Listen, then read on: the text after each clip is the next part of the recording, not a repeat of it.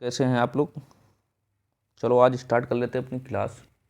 और पिछली क्लासें नहीं देखी हैं तो जरूर देखिए जाके। क्लास स्टार्ट करने से पहले थोड़ा बैच के बारे में बात कर लेते हैं। अपना जो बैच चल रहा है उसके बारे में, अपना बैच कौन सा चल रहा है उसके बारे में बात कर लेते हैं। ठीक है, बैच कौन सा चल रहा है अपना उसके बारे में बात कर लेते हैं। बैच चल रहा है यूपी डीएलएड सेकेंड सेमेस्टर। ठीक है, शस्त्र कौन सा अपना, शस्त्र 23 और 25 शस्त्र है। बैच का क्या नाम है, टारगेट फ्री बैच 90%।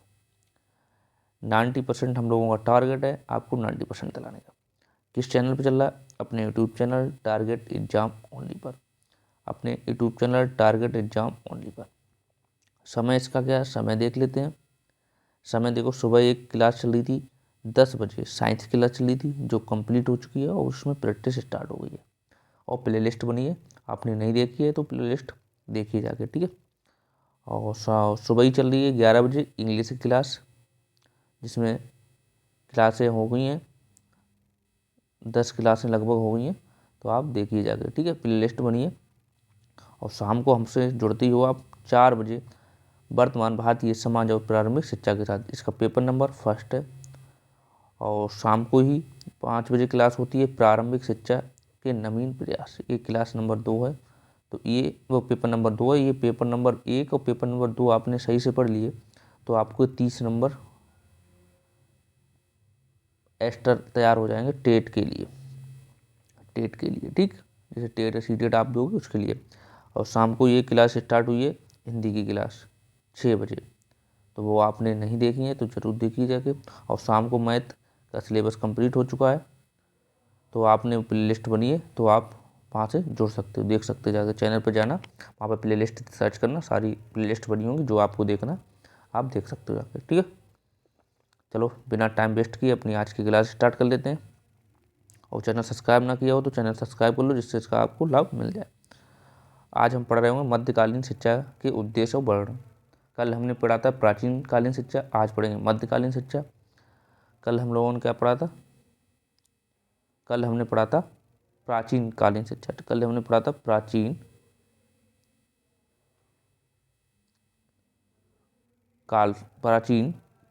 शिक्षा पढ़ा था। ठीक, प्राचीन शिक्षा पढ़ा था। आज हम पढ़ेंगे मध्यकालीन शिक्षा। ठीक, आज पढ़ेंगे मध्यकालीन शिक्षा। कल हमने ये टॉपिक पढ़ लिया है, तो कल वाली जो क्लास आपने नहीं देखी है तो ज़रूर देखी जाके, जिससे इसका आपको लाभ मिल सके। ठीक है, डीएलएड में ज़्यादा नहीं पूछा जाता है, डीएलएड में फैक्चुअल पूछा जाता है, डीएलएड में थोड़ा ही लिखा जाता है। ठीक है, और जनवरी में आपके एग्ज़ाम भी हो जाएंगे सेकेंड सेमेस्टर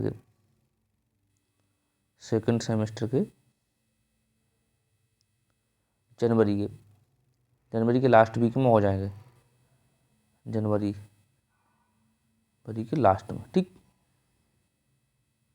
लास्ट में आपके पेपर हो जाएंगे, तो आपके पास टाइम बचा नहीं है, तो आप अच्छे से पढ़ सकते हो। सारा सिलेबस है अच्छे से कराया गया है, ये नहीं कि बीच में कहीं ड्रॉप किया गया, अच्छा सिलेबस कराया गया है। ठीक है, चलो फिर आज देख लेते हैं मध्यकालीन शिक्षा के उद्देश्य और वर्णन। मध्यकालीन शिक्षा क्या थी उसके बारे में आज बात करेंगे। ठीक है, पहले देखते हैं मध्यकालीन शिक्षा के निम्नलिखित उद्देश्य थे। फर्स्ट पॉइंट हमारा क्या, मध्यकालीन शिक्षा के निम्नलिखित उद्देश्य थे। पहला उद्देश्य हमारा देख लेते हैं। पहला उद्देश्य हमारा क्या है, मध्यकालीन शिक्षा का प्रमुख उद्देश्य इस्लाम धर्म का प्रचार करना था। क्या का प्रचार करना था, इस्लाम धर्म का प्रचार करना था। मध्यकालीन शिक्षा का मुख्य उद्देश्य था कि इस्लाम धर्म का प्रचार करना। इस्लाम धर्म का प्रचार करना, क्योंकि धर्म प्रचार करना मुसलमानों को धार्मिक कार्य माना जाता है। मुसलमानों का धार्मिक कार्य माना जाता है, वे इसे पूर्ण मानते थे। अतः मुसलमान शासकों ने धर्म प्रचार के लिए शिक्षा को प्राथमिकता दी थी। उन्हें धर्म प्रचार करने के लिए। शिक्षा के माध्यम से ही हम अपना धर्म प्रचार कर सकते हैं। लोग शिक्षित ज़्यादा होंगे तो हम लोग दूसरे से कम्युनिटी मतलब ग्रुप बना के कर सकते हैं। तो उनका मेन मकसद देखा गया मध्यकालीन शिक्षा पॉइंट आ जाए। मध्यकालीन शिक्षा का मुख्य उद्देश्य क्या था, इस्लाम धर्म का प्रचार करना। कहा था इस्लाम धर्म का प्रचार करना। दूसरा पॉइंट देख लेते हैं। मध्यकालीन शिक्षा का एक उद्देश्य इस्लाम धर्म के अनुरूप व्यक्तियों की विशिष्ट नैतिकता का प्रचार करना, वही बात है, विशिष्ट नैतिकता का प्रचार करना था। और मुस्लिम शासक अपनी विशिष्ट नैतिकता को संस्कृति के रूप में भारत आए थे और उसे भारतीयों में भी प्रचलित करना चाहते थे। वो भारतीयों के अंदर भी ये प्रचलित करना चाहते थे। ठीक है, तो ये पॉइंट था, मेन पॉइंट। वो उद्देश्य थे, मेन उद्देश्य का धर्म प्रचार करने के अनुरूप व्यक्तियों में विशिष्ट नैतिकता का प्रचार करना था। ठीक है, तो ये आप इसका ले लो एक स्क्रीनशॉट, इसका ले लो आप स्क्रीनशॉट। नेक्स्ट क्वेश्चन देखते हैं। नेक्स्ट हमारा क्वेश्चन क्या है, इसका आप स्क्रीनशॉट ले लो। ये देख दो, नेक्स्ट काल मध्यकालीन शिक्षा क्या थी, मध्यकालीन शिक्षा क्या है। मध्यकालीन शिक्षा क्या अभी पढ़ गया है। मध्यकालीन शिक्षा मध्यकालीन भारत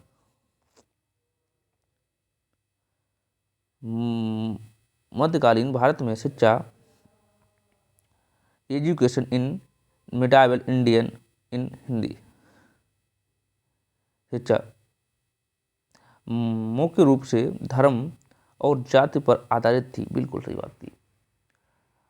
मध्यकालीन शिक्षा क्या थी, मुख्य रूप से धर्म और जाति पर आधारित थी। धर्म उनका इस्लाम था, जाति उनकी मुस्लिम थी। ठीक, और जिसमें ब्राह्मण सबसे अधिक शिक्षित थे। बिल्कुल है, ब्राह्मण सबसे अधिक शिक्षित थे। औपचारिक शिक्षा गुरुकुलों और मदरसों के माध्यम से प्रदान की जाती थी। बिल्कुल बात, ये हम प्राचीन शिक्षा में, ये हम प्राचीन शिक्षा में हम सीख चुके हैं। गुरुकुल की शिक्षा हम लोग सीख चुके हैं कि कैसे शिक्षा दी जाती थी गुरुकुलों में। ठीक है, और जहाँ छात्र अपने शिक्षकों के साथ रहते थे और पाठ्यक्रम में धार्मिक शास्त्र, व्याकरण, तर्क और गणित भी शामिल थे। ये विशेष में शामिल थे, ये चीज़ें सिखाई जाती थी। ठीक है, दूसरा पॉइंट हमारा का मध्यकालीन शिक्षा का मध्यकालीन शिक्षा मुख्यतः धर्म केंद्रित थी। बिल्कुल सही बात, वही अभी पढ़ के, धर्म केंद्रित थी और ये लगभग विशेष रूप से धनी परिवारों के बच्चों के लिए ही थी। बच्चों के लिए ही थी, मतलब जो धनी परिवार के थे, अच्छे परिवार के थे, जो रुपए अफोर्ड कर सकते थे, तो उनके लिए शिक्षा थी। ठीक है, तो इसका आप स्क्रीनशॉट ले सकते हो, इसका स्क्रीनशॉट ले लो। फिर देखते हैं मध्यकालीन शिक्षा के प्रमुख केंद्र क्या थे। मध्यकालीन शिक्षा के प्रमुख केंद्र क्या थे। इंपॉर्टेंट क्वेश्चन, ये बहुत बार पूछा हुआ क्वेश्चन है, इंपॉर्टेंट है। ठीक है भैया,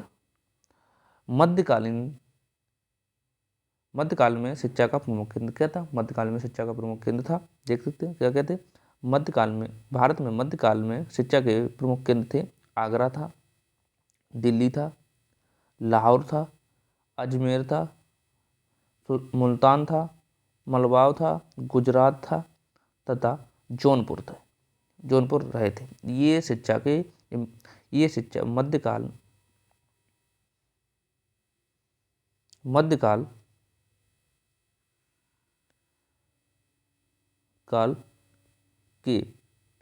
मध्यकाल के शिक्षा के केंद्र प्रमुख माने जाते हैं। ये प्रमुख केंद्र रहे हैं। ठीक है, तो सबसे पहले पूछा जाता है कि मध्यकाल के शिक्षा के केंद्र, तो केंद्र आप तो ये ऐसे लिख सकते हो। इनमें आपको एक भी याद है तो लिख सकते हैं, आगरा, दिल्ली, लाहौर, अजमेर, मुल्तान, मालवा, गुजरात ये सब थे। तो ये इंपॉर्टेंट क्वेश्चन है, ये डीएलएड में पूछा हुआ है। 2019 में भी आया है, 2022 में भी आया है। ये बहुत बार क्वेश्चन पूछा हुआ है, 2-3 बार क्वेश्चन पूछा हुआ है। ठीक है, तो ये भैया नोट कर लो, इसका ले लो स्क्रीनशॉट, ठीक है। ये इंपॉर्टेंट क्वेश्चन है। कौन कौन से केंद्र थे वो विकल्प में पूछा जा सकता है। ये देखते हैं महत्वपूर्ण बिंदु, मध्यकालीन शिक्षा चल रही है, उसके महत्वपूर्ण बिंदु क्या थे। महत्वपूर्ण बिंदु देख लेते, फर्स्ट पॉइंट देख लेते। मध्यकालीन भारत में शिक्षा में धर्म और जाति पर आधारित थी। बिल्कुल सही बात, अभी पढ़ के आए। मध्यकालीन भारत में शिक्षा धर्म और जाति पर आधारित थी। बिल्कुल, दूसरा पॉइंट हमारा गया। मध्यकालीन युग के समय इनमें दिल्ली शिक्षा का एक प्रमुख केंद्र बिंदु था। बिल्कुल सही है, अभी दिल्ली पढ़ के आए हैं। तीसरा गया, ये राजनीतिक गंभीरता का केंद्र बिंदु भी था। और चौथा पॉइंट, इसमें इस्लामी संस्कृति और शिक्षा एक प्रसिद्ध सीट थी, बदलने का अधिकार था, दिया गया था। बिल्कुल सही बात है। इसके अलावा मुर्शिदाबाद, गोलकुंडा, हैदराबाद, अहमदाबाद, मुल्तान, कश्मीर, पटना, गोवा, ढाका आदि भी शामिल थे। इसमें ये भी आदि शामिल थे। मध्ययुगीन भारत में शिक्षा की व्यवस्था उमेला नियंत्रण में थी, जो अकबर द्वारा निर्धारित पाठ्यक्रम के पक्ष में थी। और इन दिनों शिक्षा का संबंध धार्मिक प्रशिक्षण के साथ था। हालांकि चिकित्सा, अरबी साहित्य, व्याकरण और दर्शन जैसे विभिन्न विषयों को भी पढ़ाया जाता था। बिल्कुल सही बात है। इनमें चिकित्सा, ठीक है, व्याकरण, साहित्य, दर्शन जैसे भी पाठ्यक्रम को पढ़ाया जाता था। ठीक है, तो इसका आप ले लो एक स्क्रीनशॉट, इसका ले लो आप एक स्क्रीनशॉट, इसका ले लो आप स्क्रीनशॉट, इसका ले लो आप स्क्रीनशॉट। ये इंपॉर्टेंट क्वेश्चन भी है, सारे इंपॉर्टेंट क्वेश्चन है, तो आप देख लो, ये नोट कर लो। ठीक है, ये नोट कर लो, ये नोट करना चाहो नोट कर लो। नेक्स्ट पॉइंट हमारा क्या है?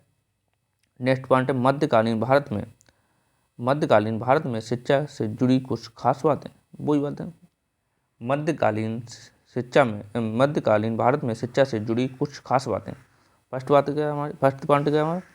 शिक्षा के लिए गुरुकुल और मदरसाओं का इस्तेमाल किया जाता था। बिल्कुल भाई, गुरुकुल और मदरसाओं के माध्यम से सीखा। उस टाइम स्कूल वगैरह कॉलेज ऐसे तो नहीं थे, इन्हीं के माध्यम से शिक्षा का केंद्र ये प्रयोग किया जाता था। ठीक है, दूसरा पॉइंट हमारा क्या है? छात्र अपने शिक्षकों के साथ रहते थे। बिल्कुल साथ बात। पाठ्यक्रम में धार्मिक शास्त्र, व्याकरण, तर्कशास्त्र और गणित शामिल थे। बिल्कुल बात सही है। वो महिलाओं को शिक्षा तक पहुंच सीमित थी। बिल्कुल सही बात। शिक्षा रोजगार से जुड़ी हुई थी। शिक्षा जो थी रोजगार से जुड़ी हुई थी। मोस्ट इंपोर्टेंट पॉइंट, शिक्षा जो थी रोजगार से जुड़ी हुई थी। और शिक्षा के प्रमुख केंद्र आगरा, दिल्ली, तो अजमेर जी, तो सुल्तान, मौलवा, ये तो हम लोग पढ़ चुके हैं। जौनपुर इस्लाम प्रचार शिक्षा था। ठीक, और पॉइंट, शिक्षा धार्मिक प्रचार करने का पूर्ण माना जाता था। और पॉइंट का, शिक्षा में इस्लाम पैटर्न अनुमाना जाता था। ये सब हम पढ़ चुके। इसका ले लो आप स्क्रीनशॉट, ये इसका ले लो स्क्रीनशॉट। ये भूले जाते हैं 2 नंबर में। ठीक, ये आपने क्लास कर ली तो आपके 2 नंबर पक्के हो जाएंगे। ये क्लास आपने कर ली तो 2 नंबर आपके कहीं नहीं गए, 2 नंबर आपके पक्के हो जाएंगे। 2 नंबर पक्के हो जाएंगे आपके, 2 नंबर पक्के हो जाएंगे। चलो देखते हैं नेक्स्ट हमारा क्या है। नेक्स्ट देखते हैं मध्यकालीन शिक्षा का गुण। मध्यकालीन शिक्षा के गुण क्या थे? पहले देखते हैं, शिक्षा अनिवार्य थी। बिल्कुल सही बात।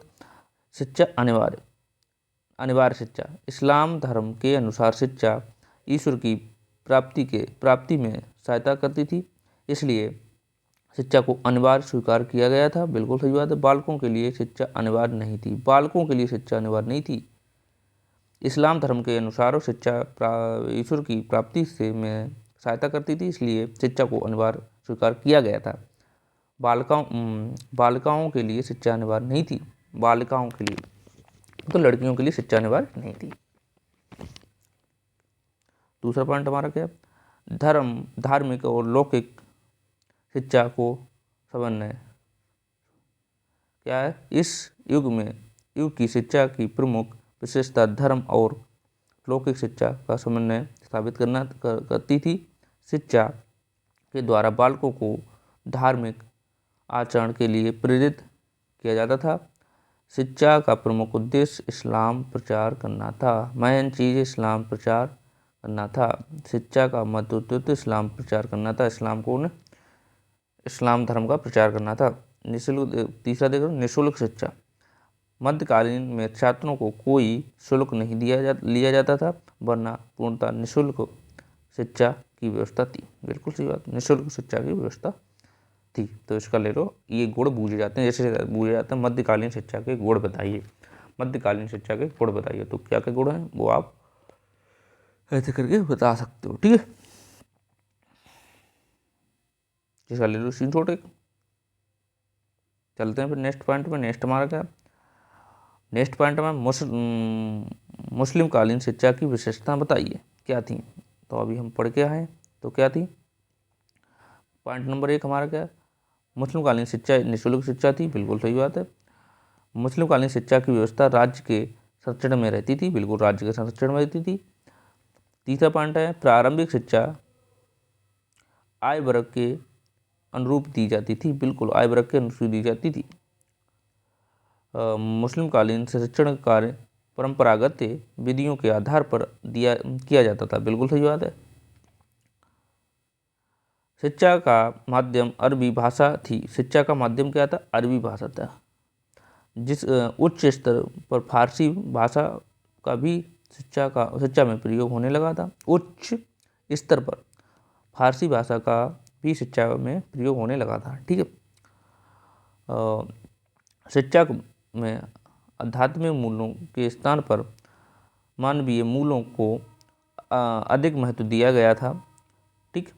मतलब आध्यात्मिक मूल्यों के स्थान पर मानवीय मूल्यों को अधिक स्थान दिया गया, मतलब अधिक महत्व दिया गया था। 7वां पॉइंट का, शिक्षा व्यक्तिगत मौखिक थी। शिक्षा व्यक्तिगत मौखिक थी, ना कि लिखित नहीं थी। मतलब लिख के नहीं सिखाया जाता था।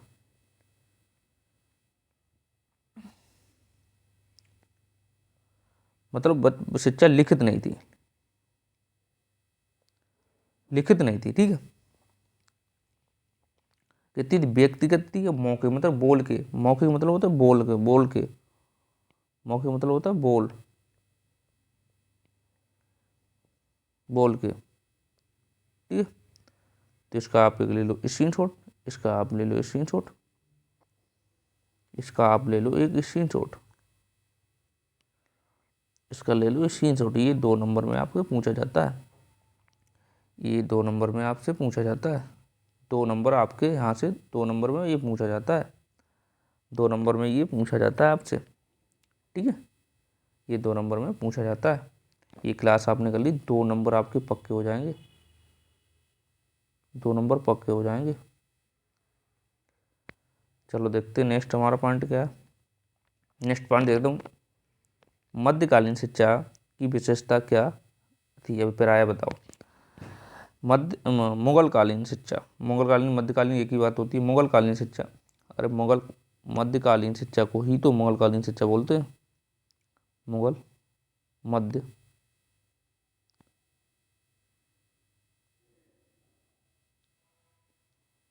कालीन शिक्षा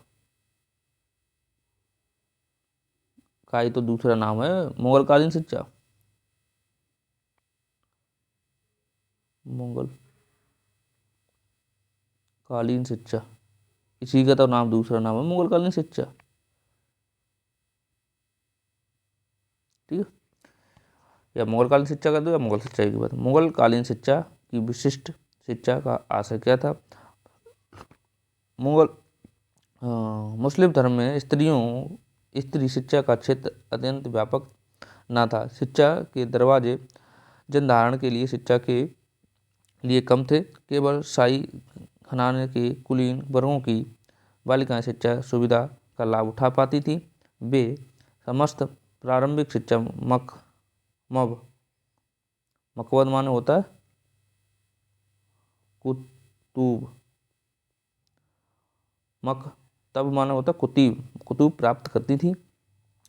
मुस्लिम शासक अपने यहाँ हरम के बालिका शिक्षा की व्यवस्था करते थे। तुर्क अफगान काल में शाहजादियों को व्यक्तिगत रूप से शिक्षा देने का प्रबंध किया जाता था।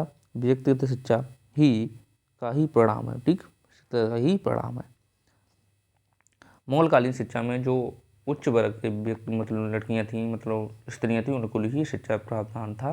जो ऐसे साधारण व्यक्ति थे उनके लिए शिक्षा का प्रावधान नहीं था, ठीक है। ये नहीं है शाही घराने वाले, शाही घराने वाले लोगों या कुलीन परिवार या वर्ग या परिवार एक ही बात है, कुलीन वर्ग, कुलीन परिवार, कुलीन परिवार के लोगों को ही शिक्षा का प्राप्त था। तो इसका आप ले लो स्क्रीनशॉट, इसका ले लो आप स्क्रीनशॉट। ठीक है, चलो नेक्स्ट देखते हैं हमारा पॉइंट क्या है। नेक्स्ट पॉइंट है शिक्षा की व्यवस्था। शिक्षा की व्यवस्था क्या थी? शिक्षा की व्यवस्था, शिक्षा व्यवस्था क्या थी? शिक्षा की व्यवस्था पढ़ी हुई शिक्षा का स्थान, शिक्षा का स्थान इस समय शिक्षा मकबल एक मदरसे स्थान में संपन्न होती थी। बिल्कुल है, मकबल प्राथमिक शिक्षा का केंद्र था। बिल्कुल है, जहाँ लिखना सिखाया जाता था, जहाँ लिखना सिखाया जाता था। मकतब किसी न किसी मस्जिद से संबंध होते थे। मदरसे उच्च शिक्षा से संबंध थे, मदरसे उच्च शिक्षा से संबंध थे। मकसद का शब्द होता है कुतुब से बना, कुतुब से बना, जिसका अर्थ है लिखा, जिसका अर्थ होता है लिखा। ये अभी हम ठीक क्या है, तो ये आपसे पूछ लिया जाता है, 1 नंबर में पूछ लिया जाता है, 1 नंबर पूछ लिया जाता है, 1 नंबर पूछ जाता है।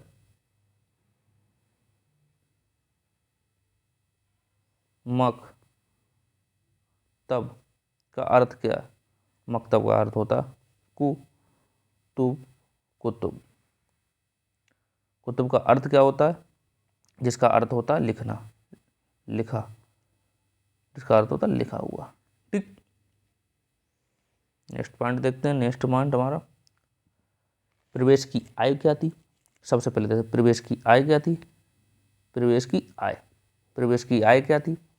प्रवेश लेने की आय मकतब में प्रवेश की आय 4 से 5 वर्ष के मध्य की होती थी, जिसमें प्रवेश करने से पहले प्रत्येक छात्र का उपनयन संस्कार की तरह बिस्मिल्लाह संस्कार किया जाता था। बिल्कुल सही बात है। इसमें बालक 4 वर्ष के माह 4 दिन का होता था।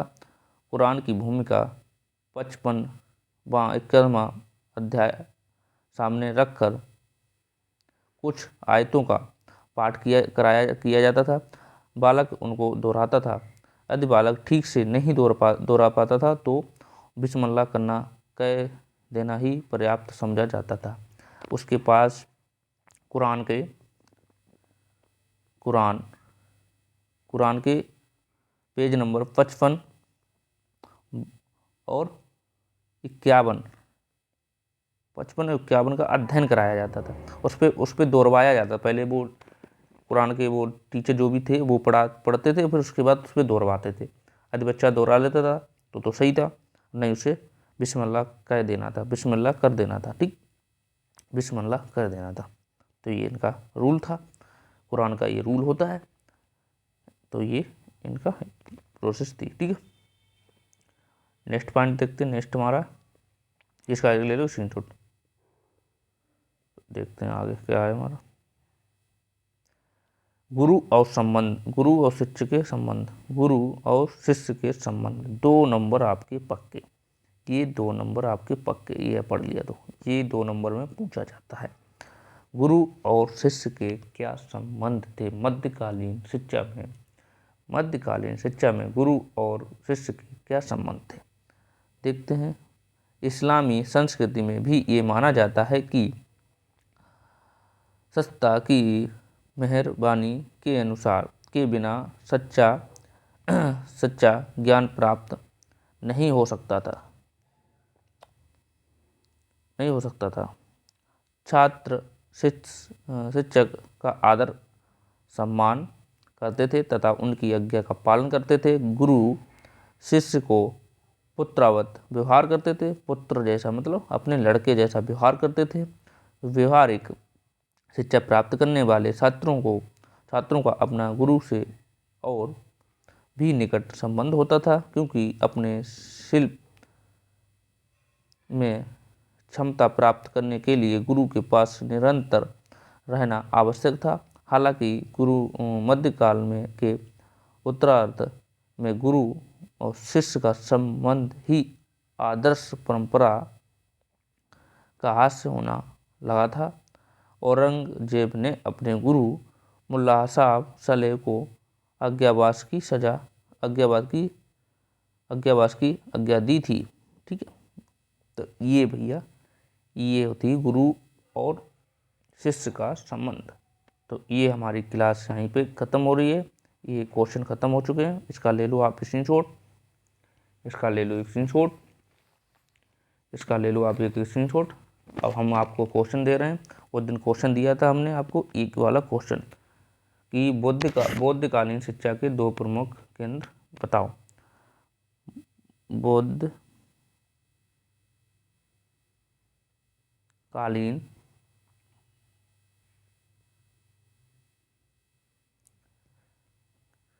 शिक्षा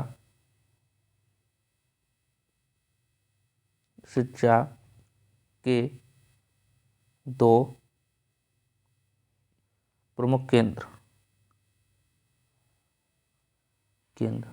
ये आपसे क्वेश्चन था, आपने कमेंट में बताया नहीं। तो इसके राइट आंसर क्या हो जाएंगे? राइट आंसर हो जाएगा फर्स्ट हमारा हो जाएगा तक्षशिला,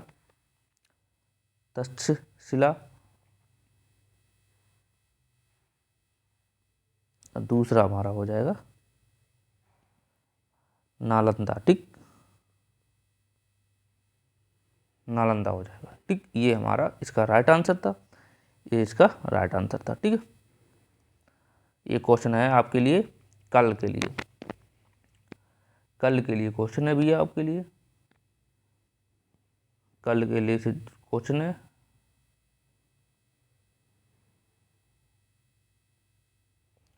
कल के लिए क्वेश्चन है, हम आपके लिए दे रहे हैं क्वेश्चन। कल के लिए क्वेश्चन है आपके लिए, कौन सा है? मध्यकालीन शिक्षा के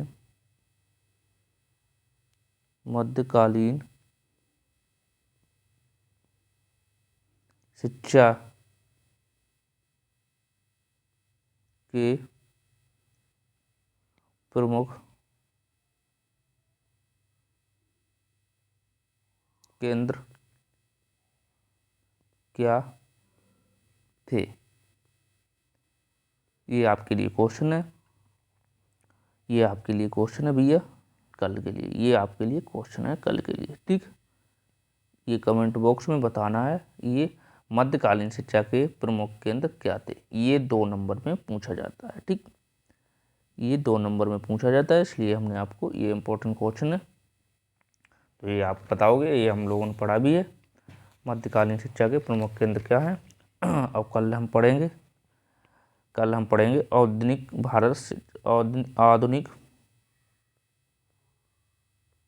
आधुनिक शिक्षा। कल हम पढ़ रहे होंगे आधुनिक शिक्षा। ठीक है, इसे ही हम कहते हैं, आधुनिक शिक्षा को ही हम कहते हैं स्वतंत्रता के पूर्व एवं पश्चात। स्वतंत्रता